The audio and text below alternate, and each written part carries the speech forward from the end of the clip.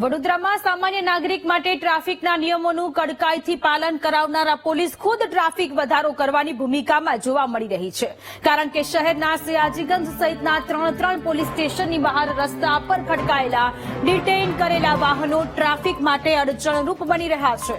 સયાજીગંજ, ફતેગંજ અને છાણી પોલીસ સ્ટેશનની બહાર વાહનોનો જમાવડો થયો છે। ટ્રાફિકનું નિયમન કરતી પોલીસ જ વાહનો રોડ પર મૂકી રાખે છે। ટ્રાફિકથી ધમધમતા રોડ પર વાહનો ટ્રાફિક માટે સમસ્યારૂપ બની રહ્યા છે। આ મામલે નાગરિકો પોલીસ દ્વારા વાહનો અન્ય જગ્યાએ રાખવાનો મત વ્યક્ત કરી રહ્યા છે। એવામાં ટ્રાફિક ઘટાડવા માટે સરકારે ગુનામાં પકડેલા વાહનો મૂકવા માટે પોલીસ સ્ટેશને જગ્યા ફાળવે તેની જરૂરિયાત ઉભી થઈ છે।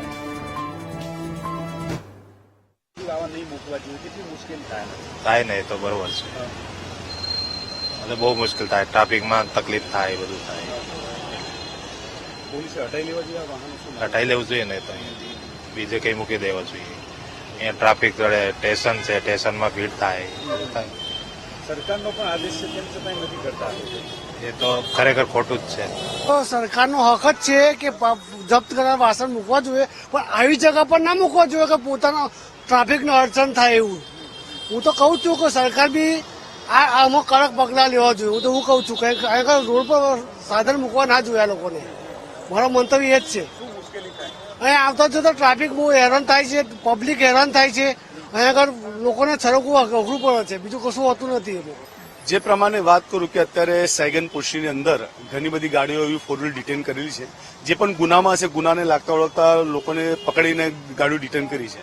મુદ્દાની વાત છે કે ગૃહમંત્રીશ્રીએ જે પણ અહેવાલ બહાર પાડેલા છે કે ભાઈ ટ્રાફિકની સમસ્યા આવી રહી છે એટલે ગાડીઓ મૂકવી નહીં। મારી તો ગૃહમંત્રીશ્રીને એક જ રિક્વેસ્ટ છે કે સયાજગંજ પોલીસને તમે અત્યારે જોઈ રહ્યા છો કે સયાજગંજ પોલીસની પ્રોપરલી જગા છે નથી, અને જે પ્રમાણે પોલીસ તંત્ર જો એની કામગીરી સારી રીતે કરતું હોય અને આવી રીતે ગાડી ડિટેન કરતું હોય તો એમના ઘરે તો લઈ જવાના છે નથી। એટલે જે પ્રમાણે જે તે સમયે જે તે પોલીસ સ્ટેશન જે બનાવવામાં આવ્યું હતું એના માટે ખરેખર આ લોકો જગા ફાળવી જોઈતી હતી, એ જગા ફાળવી નથી, જેના કારણે અત્યારે તમે જો કે જે પણ ગાડીઓ ડિટેન કરી છે બધી રોડ પર મૂકેલી છે।